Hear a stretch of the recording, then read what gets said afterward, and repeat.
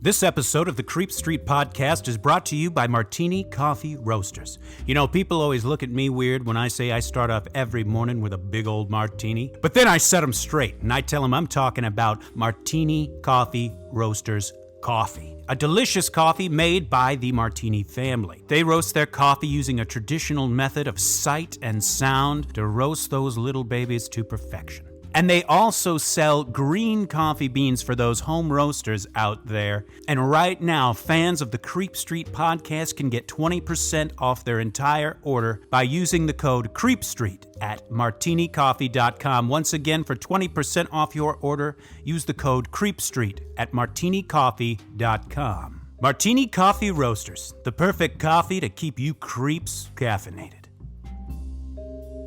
You've taken a wrong turn down Creep Street.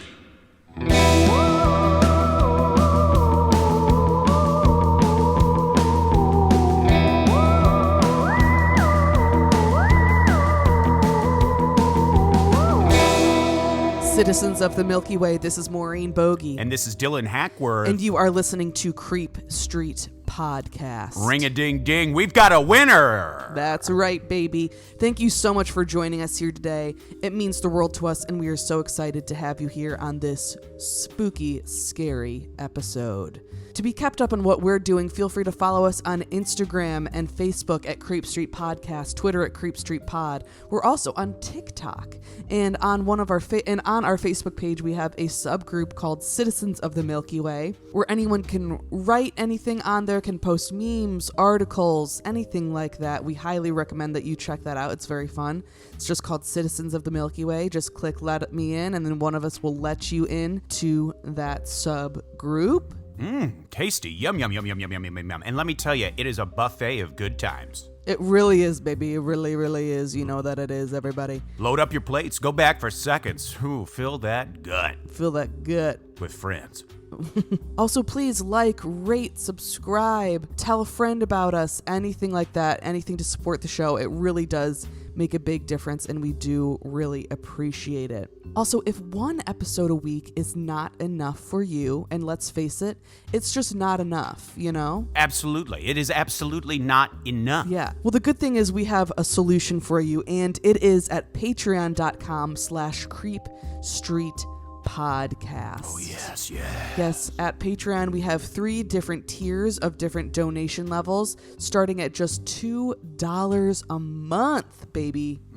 Oh, man. It's a steal. It's a steal. Highway robbery. And you know what? We like it. We do. We're into it. We like it. And you can get all sorts of bonus content on there, ranging from movie reviews to short stories to full bonus episodes. We highly recommend that you go ahead and check that out. Once again, that's at patreon.com/creepstreetpodcast. Yes. Now, last week, we went for it with the Enfield haunting. I mean, I know I'm biased, but I really loved that episode. It was a great episode, and we have had a lot of positive reviews coming back from that. Thank you so much to everyone who listened and enjoyed. We're so glad that it's been a popular episode, and spread that good word. It's one of those, I don't know what the right term is, if I would consider it like a tentpole episode, but it's like, there was like, when we started this podcast, there was a thing of like 10 subjects that you like have to cover. Amityville, Enfield Poltergeist, and there's ones we haven't done, many we haven't done yet. Yeah. Jack the Ripper, Ed Gein, all these things. And then of course we like to do kind of lesser known ones for a while, and then every now and then we whip out one of the big boys. One of the big boys, one of the bangers. And that was one of the big boys. That's right. Absolutely. And that was, I'm so glad. That was one from the very beginning we were excited to do. Right. We really have been looking forward to doing that. So we're so happy that we finally did it, got it done. We got the Enfield haunting in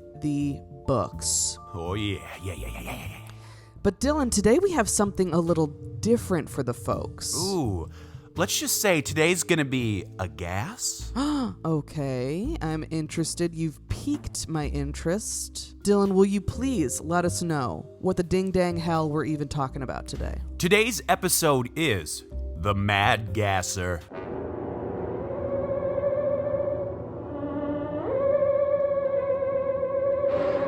And we're not talking about toots.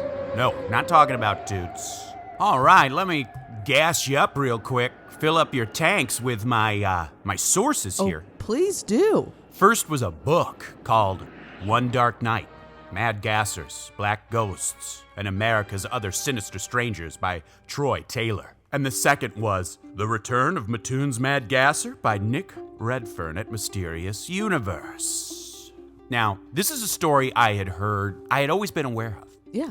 Especially living in Illinois, because it's an Illinois phenomenon. Yes. Obviously, today we will be talking about, it's more widely known as the Mad Gasser of Mattoon. Mm-hmm. But there has been other gasser legends throughout the United States, which we are going to save for the Patreon. Oh, okay. There you go. But the Mad Gasser of Mattoon is by far the most famous of these sort of reports. Okay. But let's go ahead and get started on the granddaddy of them all, the Mad Gasser of Mattoon. Our story begins on the night of September 1st, 1944, of course, in Mattoon, located in the southeastern part of central Illinois. It's just under a 3-hour drive from like where we are in Chicago, I think. Okay. Maybe we'll have to stop by sometime if we're going by Mattoon or something. Yeah, we'll have to check it out. Stop in, grab some lunch, and see. I'm sure maybe they have like a little tour or something where you can see the places where the gasser struck. Right. So here in Mattoon lived the Kearney family, and at home that night was Eileen Kearney and her children and her sister Martha. Eileen's husband Bert, he worked a lot at night. He was a taxi driver, and so a lot of times when he would do a night shift, her sister Martha would come over and stay and kind of help her take care of the kids, keep them company. Then the group had a fun night that night and perhaps stayed up a little bit later than usual, but it was just about 11 p.m. and the family had finally gone to bed for the night. Down the hall from the master bedroom was the children's room where Martha's son Roger and Eileen's daughter Carol Ann were fast asleep. Carol Ann herself had just turned 2 years old, and Eileen's older daughter Dorothy was actually sleeping in the bed with her mother. Dorothy and Carol Ann would share the bedroom, but since Martha's son was there, he took the bedroom and then Dorothy stayed with her mom. Okay. It was an absolutely wonderful night, and Eileen had the bedroom window open, just kind of letting in the night air. And right outside the bedroom window, she had a flower bed planted, and the sweet smell of flowers sort of wafted in the night air. She was dozing off, and Eileen couldn't help but feel overwhelmed with gratitude. Her and Bert is her husband, they had been married just over 4 years now, and they were blessed with 2 daughters shortly after. And Bert actually made good money as a taxi driver, and they were able to afford a cute house in a nice part of Mattoon. And he was also a loving husband who adored her and the children. And as she began to drift off to sleep, she smiled to herself, thankful for her blessed life. She rolled over and tucked her daughter Dorothy in with a kiss, and then rolled back over and closed her eyes. The sweet smell of flowers would often help her drift off on these gorgeous nights. But as she lay there, she couldn't help but notice that the sweet smell began increasing. Shortly, the whole room was filled with a sweet odor that was getting so sweet that it was almost sickening. A common descriptor you'll hear throughout this episode is sickly sweet. Sweet to the point where it's almost like you get sick to your stomach. Mm-hmm. I think we all know maybe what that... I know it sounds contrary to say something smells so sweet it's sick, but it is a thing. Yeah. She wasn't immediately alarmed, but wondered to herself what that scent could be. It was getting to the point that it was almost making her gag. But that's when Eileen began to notice a strange prickling sensation in her legs and lower body. In fact, her limbs seemed to be going numb. She went to toss the covers off her to get out of bed when she realized that her limbs were paralyzed. Oh my God. Immediately, she thinks of the little children in the house, so she cries out to her sister Martha. Within moments, Martha bursts into the room because she could obviously tell by the panic in Eileen's voice that something bad was going on. The moment she entered the room, she was about knocked over by this sickly sweet odor. So she rushed to the bed and grabbed her sister's arm, telling her to get up and let's get the kids out of here. But Eileen's like, I can't move. Yeah, right, yeah. So Martha picks up Dorothy out of the bed. She says, just grab the kids, get out of the house. So Martha picks up Dorothy and gets out of the room and gets her to the living room. The moment Dorothy wakes up, she begins violently vomiting all over the couch in the living room. In a moment of panic, Martha, rather than calling authorities, just ran out to the front porch and began screaming for help. Even Eileen, who was still stuck in bed, was screaming for help so loud that it caught the attention of neighbors. Oh. One of these neighbors were the Robertsons, who lived next door. Mrs. Robertson was the first to reach Martha and ask what was happening. And Martha, in a panic, tried to explain the best she could what was going on, and Mrs. Robertson ran back to her house and called the police. And while she was making that call, Mr. Robertson rushed over to the Kearney's house. But by now, the odor had actually begun to dissipate a bit. And although Eileen still was bedridden and couldn't move, she assured him she thought she was going to be okay. But Mr. Robertson went out and searched all around the home looking for some kind of sign of an intruder, but found nothing. By this time, now, the whole neighborhood had been awakened, and, people are standing on their porches in their pajamas and night robes, wondering what all the hubbub's about. Yeah. An interesting note that the source makes is that most of the men who lived in Mattoon at the time were either older or were children, because most of the young adult men were away fighting in World War II. Oh, yes. But apparently every old man in town was out in their bathrobes and pajamas with flashlights that night looking for the culprit. A parole car quickly arrived, and they were also unable to find anything. Well, theories began to abound as to what possibly might have happened to the Kearneys. Eileen said that the family did keep a considerable amount of money in the house in a safe, but using chloroform or some kind of anesthesia seemed like an odd choice for a burglar. It's like, why not just a gun or a knife? You know what I mean? Why not the typical tool? It seems like an elaborate way to try to... Right, very strange. Yeah. What happened to good old breaking and entering? You know what I mean? Yeah. Eileen did the best she could to answer the questions of the authorities, but they really had no leads to go off of. By now, Dorothy's vomiting had stopped, though her body did feel weak and tired. Same with Eileen. Her paralysis soon went away, but she had some lingering effects, such as burned lips and a parched throat. Ooh. By 11:45 p.m., the search was called off, and the police told Eileen to call immediately if anything else happened. So just for time reference, the gassing started at just before 11, and so this all happened in less than an hour. Wow. So a relatively short time that this hubbub happened. Yeah. But it wasn't about to stop there. Oh, no. No, Daddy. About 45 minutes later, it was 12:30 a.m., and Bert pulled into the driveway. Usually he worked through the night, but he had gotten word via radio about something had happened at his house, so he just buzzed right home. And he was terrified because when he was notified, the message wasn't clear. He didn't know. All he knew was that there was something about a gas and his wife and kids were sick. Oh, my God. So Bert pulls into the driveway, and as he does, the beams of his headlight illuminate the side of the house. And to his horror, Bert saw what appeared to be a man peering into one of the family's windows. He slammed on the brakes, whipped open the door, and ran out of the taxi in a flash, yelling loudly at the trespasser, and he runs directly at him. In the glow of the headlights, Bert could tell the man was very tall, dressed in black, form-fitting clothing, and a black cap. The window he was standing by was the same window the gas had entered from, the master bedroom window.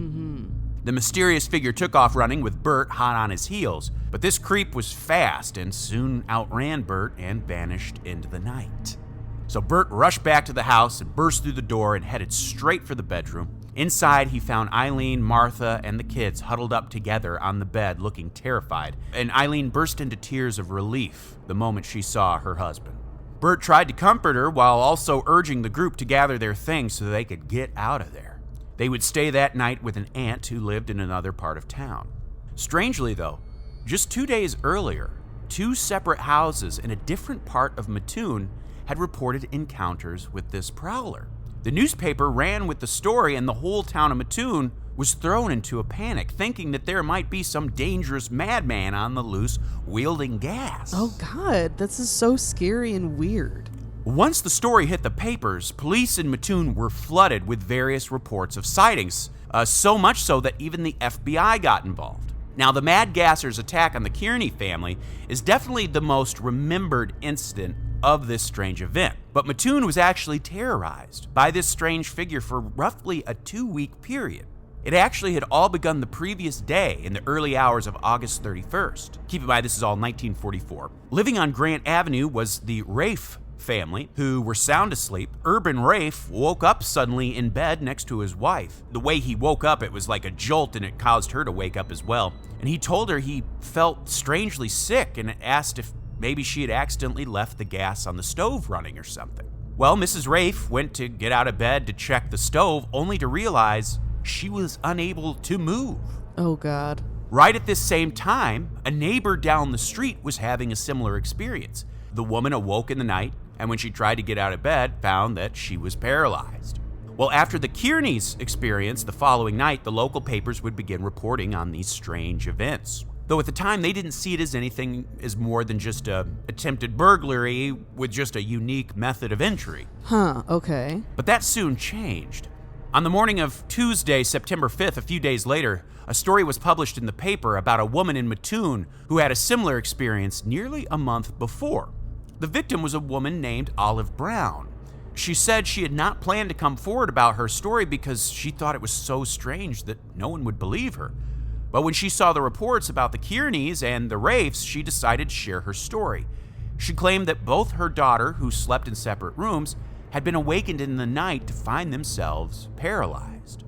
It almost has a, obviously I don't think this is what it is, but it's almost like sleep paralysis. Yeah. You know what I mean? On top of that, the story also revealed that there were 2 more attacks in Mattoon the very night after the Kearneys were attacked. It was in the early morning hours of September 2nd, and it happened to a family living on Prairie Street named the Ryders. Mrs. Ryder was at home asleep along with her 2 children, Anne-Marie and Joe. Her husband, George, was at work and wouldn't return until early morning. When her husband got home, Mrs. Ryder told him about a strange odor that had filled the home while he was gone and that it had made the children restless. She said it likewise made her feel lightheaded as well. And that same night, just a short distance away, another woman was awakened by, once again, a sickly sweet odor, along with her several children. The children had awakened crying and vomiting. Now, what's interesting is how similar the details were from each victim. All of these happened in such a short amount of time. It's not like these people could have corroborated to scam up a hoax story. Right. Also interesting was that any of the victims who actually saw the prowler all reported similar descriptions. A very tall man in tight black clothing with a black cap. So up until now, there really had been no clues pointing toward who may have been doing all this. But that changed on the night of September 5th when the Cords family arrived at their home. Carl and Buela Cords lived on North 21st Street, and when they returned home that evening, they noticed something strange lying on their front porch. As they reached the porch, they realized it was an empty white 5-pound bag of salt. When Buela picked it up, she immediately noticed a strange odor coming off of the empty bag. She was immediately overcome with nausea and lightheadedness, and her husband had to help her inside as she began to experience a severe allergic reaction. Her lips and face began to swell, and even her mouth began to bleed. This lasted for over 2 hours until the symptoms began to subside. Just one whiff. This is crazy. I know, right? Yeah. Carl, the husband, immediately called police, and they quickly responded. And now he and Buela Cords, their experience was a bit different than the other attacks. While she did become nauseous and lightheaded, she never did get a sense of paralysis, though. Oh, okay. Interesting to note. Despite this, police still thought that the attacks were linked somehow. They suspected that maybe the prowler had been in the process of gassing the house when the Cords pulled up, and they got scared off and maybe left that bag behind on the porch. Oh, okay. Now, after the attack on the Cords, the local police chief, E.E. Cole, ordered his entire 10-man force to be on 24-hour duty. Damn. The police commissioner, Thomas Wright, even made an appeal to the Illinois State Department to conduct an investigation, and the mysterious salt bag was sent off for evaluation. The local paper still tried to write off some of these stories. One was quoted saying, "Police turned to science to determine whether the phantom is a real boogeyman who paralyzed his victims with the chemical, or whether he is merely the product of overworked imaginations as a result of too many comic books."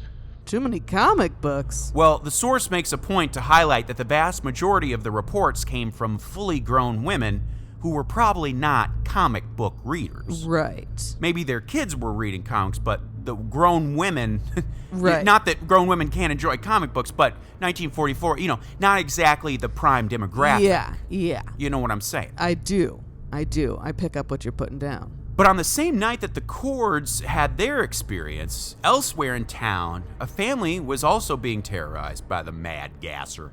It was about 11:15 p.m. when Mrs. Burrell awoke with the sensation that she was being choked or strangled. A strong gas seemed to be creeping in from her open bedroom window. And thankfully, though, her 18-month-old son, Dennis, who was asleep in another room, was unaffected by the gas. Good.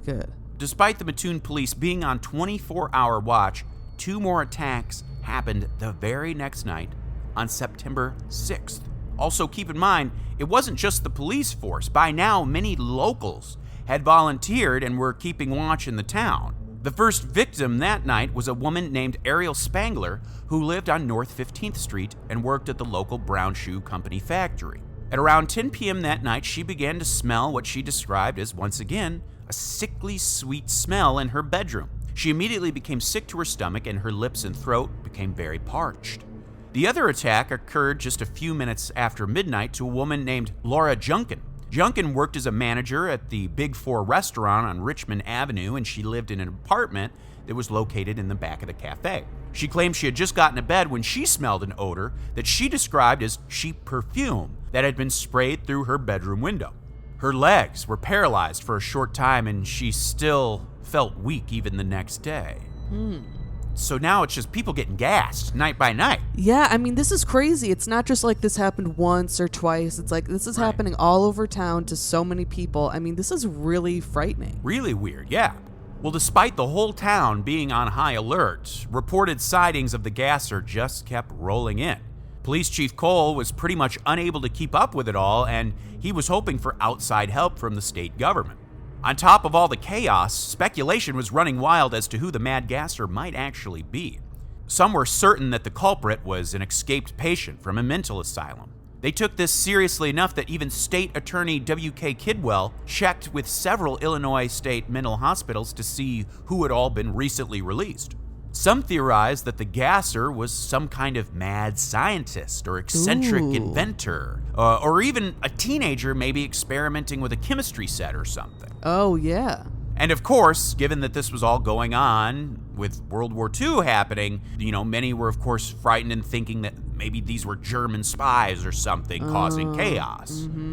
Also, on the night of September 6th, a foundry worker named Fred Noble had a run-in with the gasser.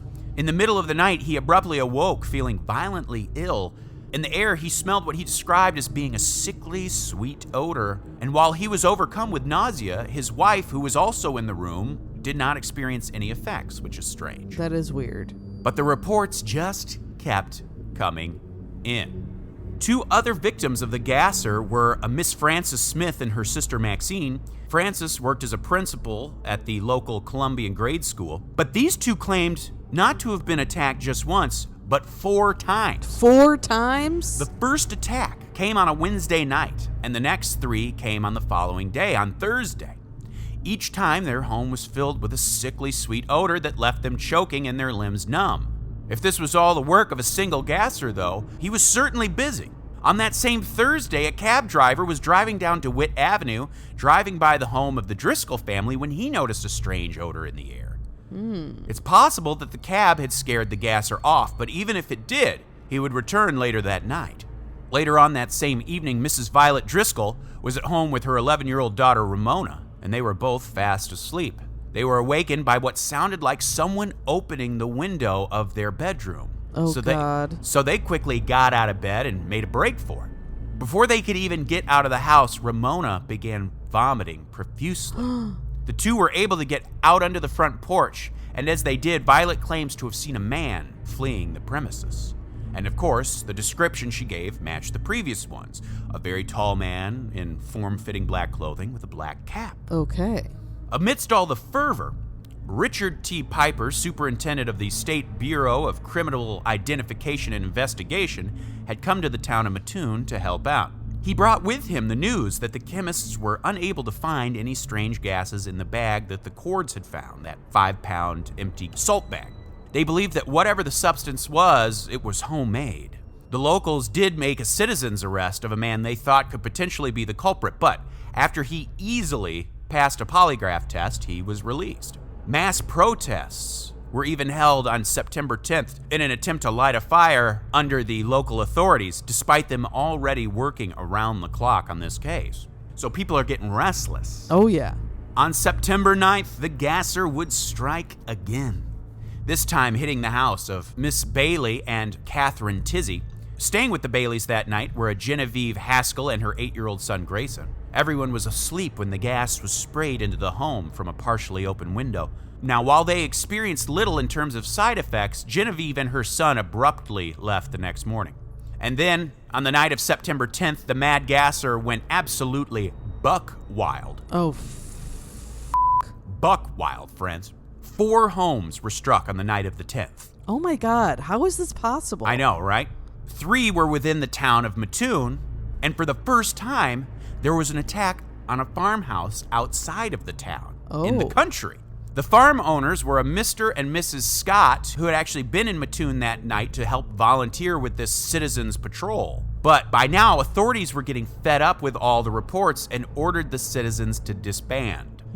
When the Scotts returned home to their farmhouse that night, they walked inside to find their house filled with, of course, a sickly sweet-smelling gas. Immediately, they went into a choking and gasping fit and quickly got out of the house. They called the police, but once again, they were unable to find any leads. So this is when the press and the authorities really start to turn against this story and chalk it up to just a good old-fashioned case of mass hysteria. Oh, gosh. Police Commissioner White was quoted saying, "There is no doubt that a gas maniac exists and has made a number of attacks. But many of the reported attacks are nothing more than hysteria. Fear of the gas man is entirely out of proportion to the menace of the relatively harmless gas he is spraying. The whole town is sick with hysteria, and last night it spread out into the country." Oh, brother. Oh boy. On September 11th, a bunch more reports came in. One woman had to be rushed to the hospital, claiming she suffered the wrath of the Mad Gasser. But the doctor determined she was suffering from, quote, extreme mental anguish, thus cementing in the minds of the press and authorities that this was indeed just mass hysteria. Maybe 1 or 2 were authentic, but then it just kind of got the whole town in a frenzy. I mean, I don't know. It's like, I understand that could maybe happen to a degree, but this seems pretty intense. Absolutely. I don't know. The next day, on September 12th, the police made an official statement on the gasser for the last time, saying that none of it was real. What? And that it was all just mass hysteria. The last and perhaps strangest attack, though, came on the evening of September 13th. This time it happened at the home of Mrs. Bertha Bench and her son Orville. They claimed that a figure dressed in black sprayed fumes into the bedroom window. Both of them were overcome by nausea and paralysis. But here is what's unique about this case. The victim swore that the person clad in black was actually a woman. Oh. To further add validity to this claim, the next morning, there were found footprints in the dirt below the bedroom window that appeared to be women's shoes. Now, what's interesting about all of this was there was another gasser attack in Boutetort County back in 1933 and 1934. Shoe prints found in several of these attacks were also found to be women's footprints. But that is a tale we will save for the Patreon. Oh, the Patreon. Tee-hee, sorry. Now, depending on who you ask, the Mad Gasser may have returned to Mattoon within the last few years. Really? Emma, a 29-year-old woman living in Mattoon, reported a very strange encounter on the night of October 4th, 2017. Emma claims she woke up in a state of terror, unable to move her body. All she was able to do was flicker her eyelids a bit. She couldn't even cry out. And what sucks is she lived alone. She didn't have anyone to cry out to, really. And that's when she saw, standing in the doorway, so inside the house, a tall figure, dressed in a black suit, staring at her with what she described as fiery eyes. The room then became filled with an awful rotten egg smell, causing Emma to violently cough, which actually helped her break out of her paralysis. As she did, she watched the figure turn around and suddenly vanish in thin air. While Emma was terrified, she chose not to notify police as she felt whoever this intruder was not human. That to me sounds more like a shadow person. Yeah, or something like that. I don't even know. Well, let's just talk about a few theories. Like, obviously, mass hysteria. And then, of course, is this like just a wacko going around doing this? But something we're going to talk about more on the Patreon is there seems to be an odd connection between the Mad Gasser and the Men in Black. Wait, really? Yes. I mean, even look at this. There's theories that is the Mad Gasser actually a cryptid or some sort of interdimensional being? I mean, look at this being that Emma encountered. That sounds more like a shadow person. Like, she couldn't even scream. Like, that sounds like sleep paralysis. Yeah. And the smell was not sickly sweet. It was rotten eggs, almost like a demonic sulfur or whatever. You know what I mean? Whereas the others were more of a sickly sweet. I feel like what happened with this Emma character in 2017 was more like that, was more either a shadow person, a hat man, or something like that. A different kind of scenario maybe than what has happened. And maybe it's like a part of her consciousness because she's aware of the Mad Gasser of Mattoon. Oh, yeah. So that's like why this thing manifested itself in this way. Right, especially if you live in Mattoon, you know the lore, you know right, absolutely. It might manifest itself in weird ways. But yeah, on our Patreon episode, go ahead and subscribe if you want to, because this episode, I've got a whole thing of other Gasser tales that have happened throughout the United States. And I'm sure there's been other, but it seems like it's very like, there's a lot of like American cases of like renegade Gassers. That's so weird, and it's so bizarre and scary to think that someone could do this. And also, like, how did this person get their hands on this type of gas? Right, that's leading some people to wonder, was this some sort of mad inventor or mad scientist? Because even if it was a kid with a chemistry set, you would think that a kid with a chemistry set, there wouldn't be any chemicals there that aren't like, think they would all be well-known chemicals. Even if they're lethal, they would at least be known chemicals. Like, this is like something they don't know what it is. Yeah, very interesting. And so much of it, too. And so much of it, which is part of why the authorities wondered if maybe it was homemade, like a homemade substance. Right.